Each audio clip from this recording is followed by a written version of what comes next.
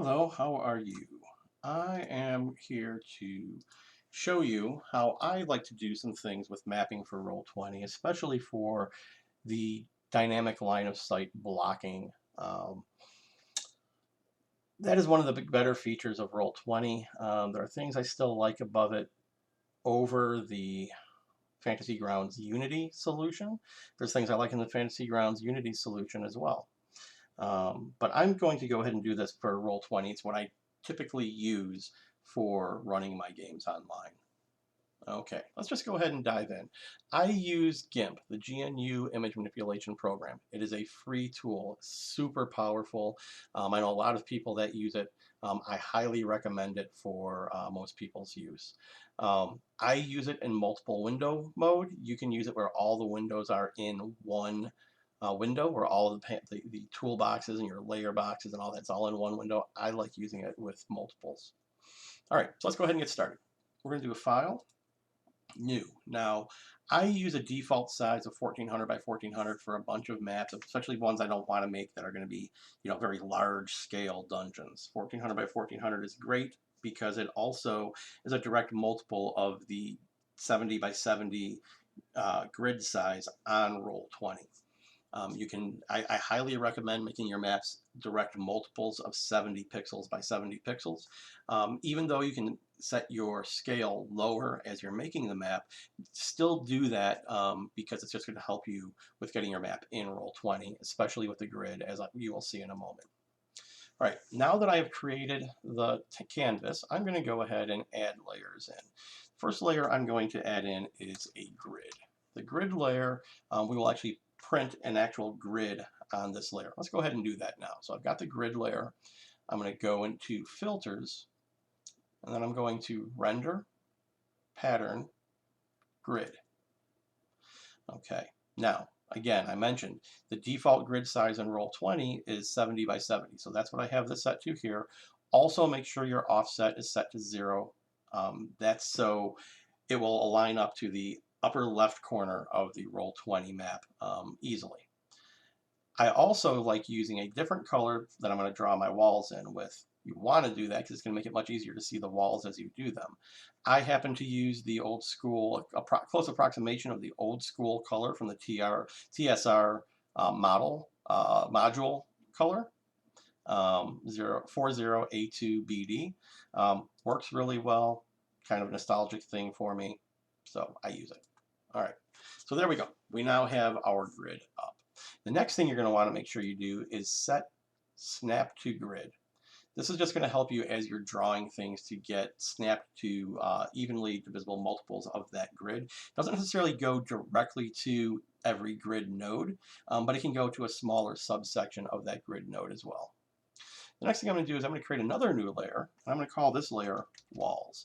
And this is the layer I'm going to actually draw my walls on, just the outlines of them. Again, it's not meant to be pretty, this map. This is just for tutorials on how you can making the dynamic line of sight much easier to use in Roll20. Okay, I'm going to go in and change my default color for the foreground to black. Now, what I find sometimes is it does not want to take when I hit OK. I'm not entirely sure why that is. I hit enter and it takes. So just be aware of that. I'm using a little bit older version of the GIMP here, so that could be part of what my problem is. But just keep that in mind. If you have trouble sometimes hitting the OK button, press enter. All right, now that I've got my walls layer selected, I'm going to come in here and grab the rectangle select tool. Now, we're going to use this to draw out the different dungeon rooms and corridors. Basic dungeon, if you were going to be doing more complex dungeons, you might end up using the path tool to do this. You might use the paintbrush tool. I don't recommend that one. I much recommend the pencil instead of the paintbrush. But you could use different tools to create this. Since this is going to be pretty simple, I'm going to just go ahead and use this. You can see I'm not quite lined up on the grid, but look at that. It lined up for me. I'm going to make this room right here. Now, I've got this select out here. How do I turn that to a line? Pretty easy. Hit edit, stroke with selection. I'm just going to select it at 1 pixel line width and hit stroke. Now, what you'll see when I grab these boxes now and move this out of the way, you'll see that it has actually drawn that out on the map. I always grab the opposite corner that I want to move out to, just because it's going to cut down the number of keystrokes and the number of clicks and just make life easier as you are going to do this. Again, we'll do an edit stroke selection, and we'll stroke, bring this corridor down to here, and edit stroke selection, stroke. And we'll just keep doing this to draw out a dungeon room that we want to have, the actual dungeon you want to have. We'll come here. Keep in mind that the 70 by 70 grid size in Roll20 also assumes a default size of 5 feet. Not a problem at all, but just something to keep in mind.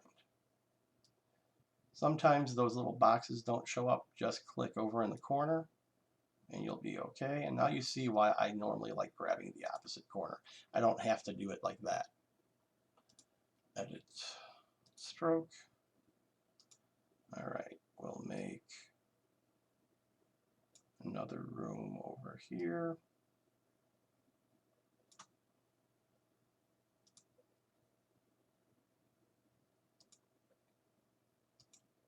And then I'm going to take and bring a corridor down here as well. And again, I didn't grab the opposite corner, shame on me. I could have left it like that and trimmed stuff out later, but that doesn't really make a whole lot of sense.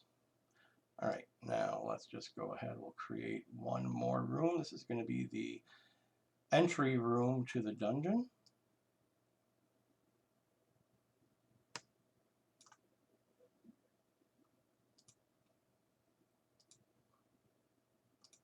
And then I'm just going to create a small entry corridor.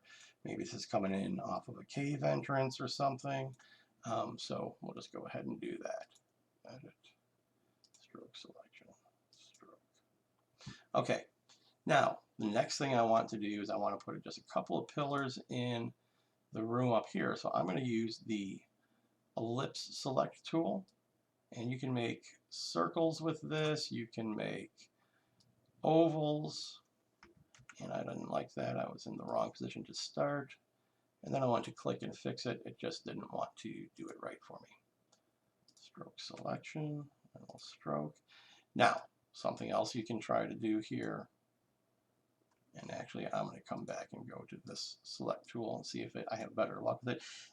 Being zoomed out this far, sometimes it can be difficult to grab what it is.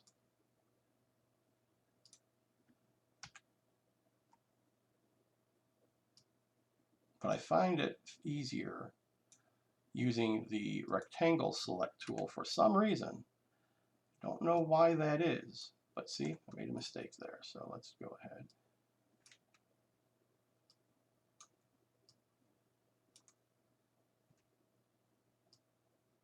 Come on, let me grab it.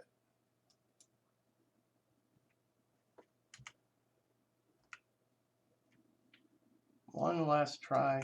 All right, when you get frustrated, if you don't want to zoom in, just go ahead and grab the tool again.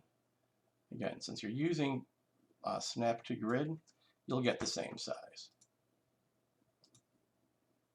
All right, now that I have all my corridors, my rooms, these pillars drawn in, I want to go and remove all the wall areas that I want to have as passageways, whether that's going to be a door, an open passageway, secret door. None of that really matters. So what I do is I grab the rectangle select tool again, and then I go into select and shrink it by 1 pixel.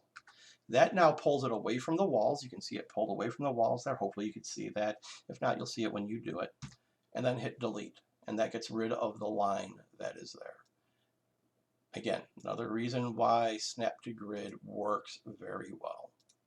We'll shrink this by 1 again and delete. Now, what I should have done there, and I'll show you in just a moment, is I should have had that selection grown to the point where I could have gotten both of those walls at one time on the shrink and then the delete, just to save time. So here I will show you, and I will come and do it like this.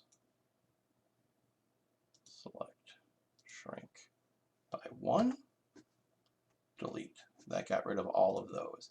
And of course, we're going to come all the way to the outside of the dungeon here. Select, shrink, and delete. Okay, now that I have all of the walls drawn in, I've got my pillars drawn in, I'm ready to now take this and create the path that I'm going to use to output for creating the line of sight blocking in Roll20. To do that, I will take and grab the fuzzy select tool, this little magic wand up here. Click that, and then click in any white space on the dungeon. You could try clicking on the black line too if you wanted to, which would eliminate one step, but I just wanted to show you the easier way of doing it here, like this. Now, if you had another area of the dungeon that was kind of closed off and you wanted to include that in this as well, you could hold down the shift key, click inside the white space in the other part of the dungeon. Maybe there's something else blocking to get there. Maybe it's from another level, maybe it's a teleporter trap. However you have that, you would just do that, hit shift and then click on the fuzzy select tool. But what you'll see is the marching ants are marching all around those black lines, but it's also marching on the edge of the map, and we don't want that. We want only the lines to be selected. That would be useful to use for some other things that we will do later on when we try to make a pretty map, but right now this is just for a quick tutorial purpose, so we're not going to do that. We're going to take this now and select this, hit select, and we're going to do an invert selection. Turns those marching ants into just solid lines there. Now that's great. That's what we want. That is only the walls. So I'm going to hit select, and I'm going to save it to a path. Okay, when we come over to the paths channel, we'll see now that selection is there. We can always use this later to add to a selection. Maybe you're going to use it as an add to selection and then expand it or shrink it and then put more detail in for your walls. Right now, all I really care about is that I'm going to be exporting this for Roll20. I've renamed that to walls, and we'll come back to that in a minute. All right, now that I'm done creating the rooms and corridors and have my my path created, I'm going to go ahead and just do a shift control A to unselect everything, and I'm going to create a new layer, and this new layer is going to be called doors. Now normally I wouldn't put doors on a separate layer. Maybe I will, depending on what I'm doing with the dungeon, but here I'm just going to do these doors on a separate layer because I'm going to use this to create the line of sight blocking for the doors that I can then move or delete in Roll20 as the characters are going through. So first thing I want to do is I want to change to a red color. Whatever color you want to use is perfectly fine. I like using red. Next thing I'm going to do is I'm going to grab the pencil tool. Now, I like using the hard brush here, not any of the soft brushes with the little glows around them. Use the hard brush and set your brush size to 1. Just 1 pixel, all we need to make this work really well. Now you're going to come over to where you have your first door and you want to overlap the wall a little bit, and that's important so you don't have light bleed through later. Click and then hold down the shift key and click to the other side of where you want the door to be. That is important because that will give you a perfectly straight line going along those, and as long as the snap to grid is in use, it's perfect. It's going to go right down. You don't have to worry about how far you overlap and everything. It's fine because you're not going to be able to see it anyway. And I'm going to leave this as open as not having a door. And I will come over here, click here. And you could just do it straight on the wall. I like having it offset just a little bit. Great. I have my doors done. Now, I mentioned to you that there was another way that you could actually do the select with the fuzzy select. You can click directly on the color. Another way you can select is by doing select by color, which is this little tool right here. When you do that, then you can go and click on that red color, and you can see now it has selected all of my doors. And you guessed it, we are going to do a select to path again. We're going to come over to the paths, and we're going to see that the door selection is there. Go ahead and just rename that layer to doors. All right, we're pretty close to being done with what we need to do here. I'm going to do one more thing before I go ahead and turn off this grid, and I'll turn off the doors layer. I'm going to add one more layer. And I'm going to call this a 3x3 grid for Roll20. And that's going to be there, so if for some reason I don't save my map at full resolution, that I will be able to then get the grid to line up appropriately on there. Now I've got a 3x3 room there. I don't necessarily need to do this, but I'm going to. So I'm going to go to the grid layer, and I'm going to hit just Control A. I want to select the entire map layer that's here. And you can see we've got the outlines there. You can do it that way. I think this is an easier way of doing it, to copy the entire thing. You could just copy a 3x3 area of the grid, but I'm going to select the whole thing. So I'm going to go to my 3x3 grid, and I'm going to hit Shift Control A because I don't want the whole thing selected anymore. Wouldn't hurt at this point, but because my boundary would be the same as my other layer. But I'm going to go ahead and paste, then right click and say Anchor Layer. Okay, now I'm going to turn off this grid, and I did something wrong here. So let me make sure I know what happened. I did not hit Control C. I'm going to go ahead and delete that on my grid layer. So let's do this. I'm going to hit Control A to do a select all. You could also hit select all. And then I'm going to hit Control C to copy that layer over here. And I will paste that layer. And I will say Anchor Layer. Now if I turn off the grid, you see the grid is still here. Great. Now why do I have this here? I am going to come in and use my rectangle select tool again. This time I want to intentionally be off just a little bit. Okay, there we go. Now that's selected that area of the map. I don't want that area of the map to go away when I hit the delete key. I want the opposite. So what do? Again, we're going to do a select and invert. You can do a Control I for this. As you get more comfortable using the tool, you can do that. Now, that has been left there. I'm going to leave that visible. I'm going to leave the grid invisible because I don't want my actual grid showing up. I want to use the Roll20 grid. I'm also going to turn off the doors layer. Why do I do that? I don't want those red lines to show up on the map because I want to actually have different doors there on that map.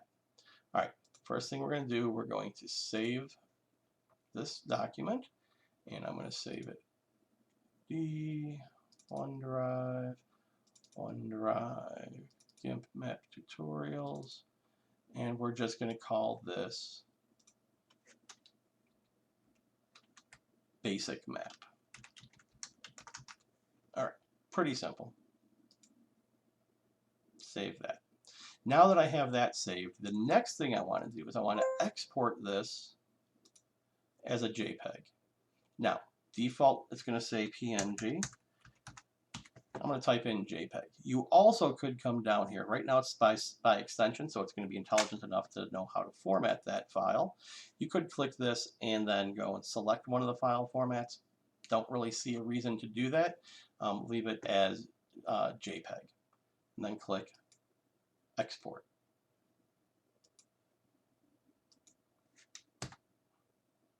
Again, sometimes I have to hit Enter. All right, now if I don't set this to 100% quality, the grid will not come out right on the Roll20 side, and we'll have to do the resize. So I'm going to do that intentionally. If I left this at 100, it would come out perfect. I'm going to go ahead and leave this at 90%. What you could do is try 100, see how big the map file is. If it's too large to upload, come back, scale it down, and don't worry about that because we're going to be able to resize it on Roll20, and I'll show you that in the Roll20 side when we get there.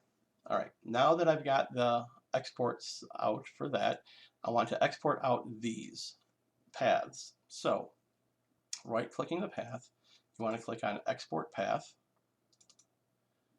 and let's come over here, bring this over here, and I'm going to call this basic map walls .svg. Now you don't have to put the extension on here. I like putting the extension on here. This is an SVG file. You can import this later. You don't need the extension to import here or in the tool I'm going to show you for Roll20, but I like putting it on there just so it makes life easier as I'm looking at files and File Explorer down the road. I'm going to do the same thing for the doors. Export. I'm going to call this basic map doors. Save. All right. That time the save click worked. Again, I can't explain some of these things. It's very strange to me, but it happens every now and then when I'm using GIMP. Maybe the new version will correct that. Maybe it was a bug in the version that I have. All right.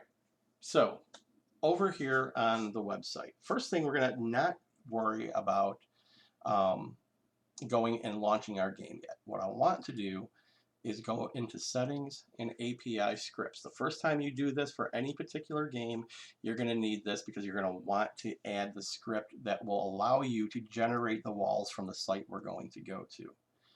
So we're going to go under dynamic lighting and we're going to select walls.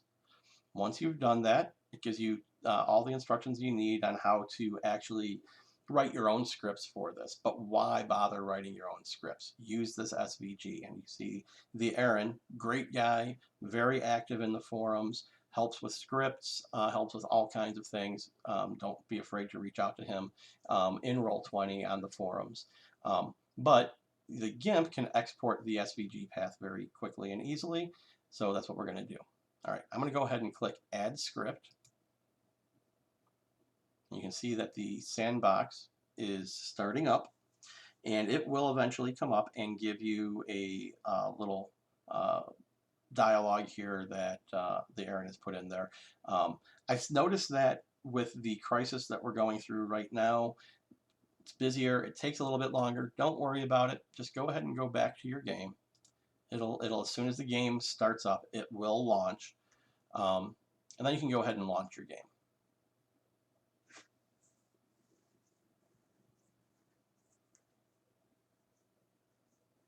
All right, now that the game is launched, I'm going to just zoom out a little bit. I like working at a little higher resolution level here. I'm going to go to the art library. Now, you can, if you want to, just go into Explorer and grab your basic map JPEG and drop it right on the map layer. You can do that. It'll upload it and it'll show it there, and then you'll also see it over in your recent uploads. When you do that, it brings it in at the native size. Okay. Now you'll notice what I did not do is I did not change out to my background layer. So what I'm going to do is I'm going to right click this, and I am going to say Layer, Map Layer. It has now put it back on the map layer. And you can see by dragging it over, it actually, I don't even have to worry about resizing the map here. It actually came over perfect size. I've seen this work with setting your level of export level get a little wonky at times. So I'm going to show you how to resize the map here. You may already know how to do this, right? But I am going to show you how to do it as well if you don't. Go to your map layer, right click on the map, and go to Advanced, Align to Grid. And then what you're going to want to do is take and line up your crosshairs.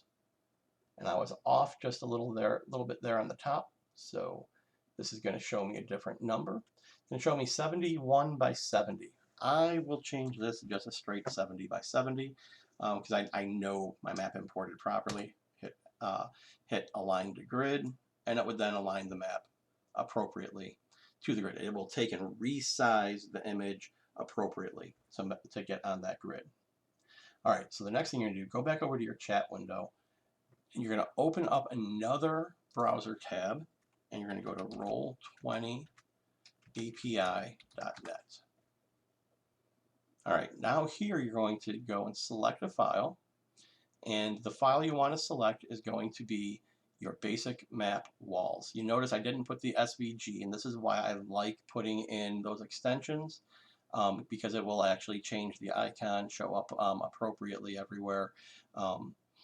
So you'll notice that as you're looking through. So I'm going to go ahead and click on the basic map walls, and I like setting my walls in yellow.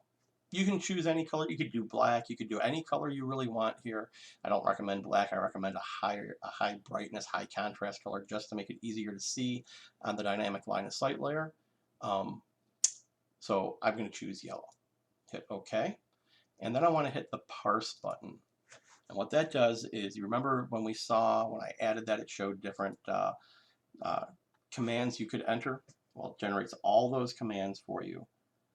Now, copy that into your clipboard and come over to your chat window, select your graphic.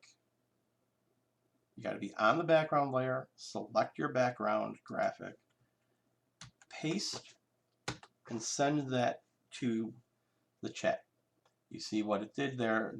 The API intercepted that exclamation point and figured out, oh, you want to use walls. I've got a script for that, and it generates the line of sight blocking. So if you want to double check that, go back over to your dynamic lighting layer, and now you can see that that showed everything there for your dynamic light. Now, one thing I don't like is how thick this is, because it's going to obscure parts of my map. I don't really want to do that. I left it there just so you could see it. We're going to go back over to here again, choose file. This time I want to choose my doors, and I'm going to change the color to red. Hit OK. And then we're going to parse. Now, remember I said I didn't like that stroke width. I'm going to change this stroke width to 2. 2 I think is better than just 1 in this case. It will obscure a little bit more of the map itself, but it's going to be easier to select the door when you're going to try to move it. So I'm going to go ahead and leave that at 2. Parse it again. Oh, I got to select the file again because I parsed it once. All right, parse. Click down here, copy everything, come over here, and paste it in. Now you're going to see I got a warning. Didn't select the map layer first, so I'm still on the dynamic light. Let's go back to the map and background, select the map, and the walls are finished. So what you will see if you come to dynamic lighting now is you'll see that the doors are all in place. It's nice because you can grab them, delete them, move them. I prefer moving them. While I'm here, I'm going to do one more thing. I didn't draw anything out to show where the characters would be coming in from, so you can go ahead and draw in additional line of sight blocking here. I probably would expand the map and actually draw that all out on the GIMP file. Here I'm just going to kind of cheat a little bit, just use some polygons here and just draw out some more line of sight blocking. And you can see this is one of the reasons why I like using GIMP, is it's a little more precise. You can get a little fancier, and when you have gonna get rid of that one, and when you have caverns that aren't going to be squared off walls, it's going to be much easier to actually have your line of sight generated. Okay, there we go. I've got that all done. So now that's all going to be blocking the line of sight for the characters. Let's go and switch out to the token layer, and you can see how this actually works. I'm going to come back to my image library here, and I'm just going to grab a Rakshasa, and I'm going to draw him, put him out onto the map. Okay, let's go now to our select tool. We'll just move him back a little bit. A couple things we need to do with line of sight. First thing is we have to give all the tokens lighting. Now, don't use the advanced features here anymore to do your dynamic line of sight if you have been doing that in the past. Go to the new dynamic lighting tab and turn it on. Now, in this case, I am not going to want to have global illumination turned on. This is going to be a dungeon. There's no torches or anything burning in the dungeon. If the character has some sort of dark vision or something like that, you can turn that on as here and give it a radius. How far can they see? You can also go to token emits light. Now you're going to actually add these two numbers together, this bright light and the low light. It will give you the total light down here. So if a torch burns at 40 feet, I don't necessarily want it to be 40 feet here. I'm going to say, let's make this 30 feet. It's going to give 30 feet of bright light, and then it's going to give 10 more feet of a dimmer light, and it will get progressively dimmer as you go. Okay, we will save changes.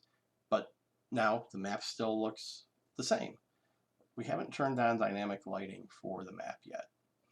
To do that, come in and click on the little sprocket, the settings. And again, don't use the dynamic lighting down here anymore.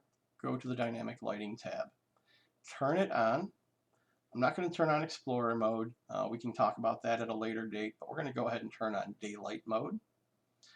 If you want to, I'm not going to do that. If you wanted to turn on where the whole map will be lit as the characters are moving through, like it's already been lit up by torches, or it's an outdoor map or something along those lines during the day. The GM darkness opacity, you're going to want to set that to a level that you're comfortable with.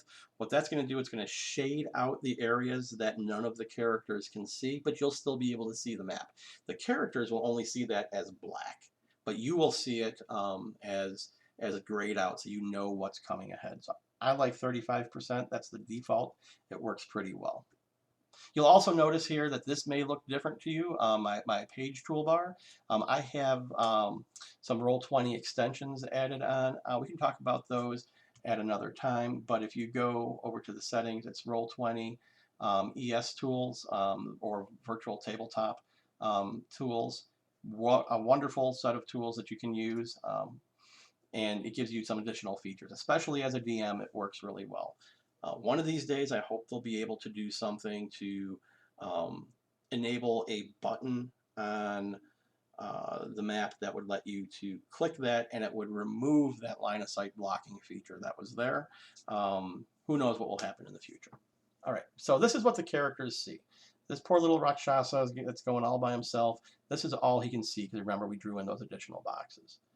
As the DM, you would go to the dynamic lighting layer and just select and move that out of the way. And now you can see instantly, it shows you what the characters are now able to see. So you can almost see it here, not very well, the shaded area of the dim light. But we're going to go ahead and move the Rakshasa into this room. And now you can see much better down here, the dim light. Basically just starts graying things out. As the DM, solve that room. Go ahead, you can delete or move these line of sight blocking. Make sure you grab it in the center, not over the edge, so you don't accidentally grab the walls. And we will go back over here. Normally your characters will be moving their tokens around. And you can see again, it fades darker until it's gone on the back. All right, that's really all there is to it. It's not that hard to do the map in GIMP. You can actually take an existing map image that you have, paste that or open that up in the GIMP. Try to align as best you can to the grid. If you can't, don't worry about it in GIMP. Just go in and use a pencil tool, create a new layer, go ahead and put in your walls. The pencil tool, the select tool, depending on how you're doing everything. If you want to, you can leave it, even expand it out a little bit further from the walls to give a little bit different view to the characters. That does have the unfortunate effect of hiding or exposing some secret doors, possibly, depending on how you want to do that. I'm looking at ways to make secret doors a little better for myself in my games. Someday that will come to pass. However, the characters can go ahead and continue to explore the map with this. Um, if you want, I will have some links down below to the GIMP and to Roll20 API. If you have any questions or comments, please put them down below as well. It's my first video. I'm always going to be open to constructive feedback. The next, as I start doing more of these videos, I will be creating a script for myself. I just did this one because, well, let's face it, I was a little bored here today and working from home after hours. I come on and just want something to do during this crisis while we're all staying at home. So please feel free to give some constructive criticism down below as well. And if you found it helpful, let me know. Any questions, again, post them, and we will try to answer them whenever we can. Thanks. Have a good day.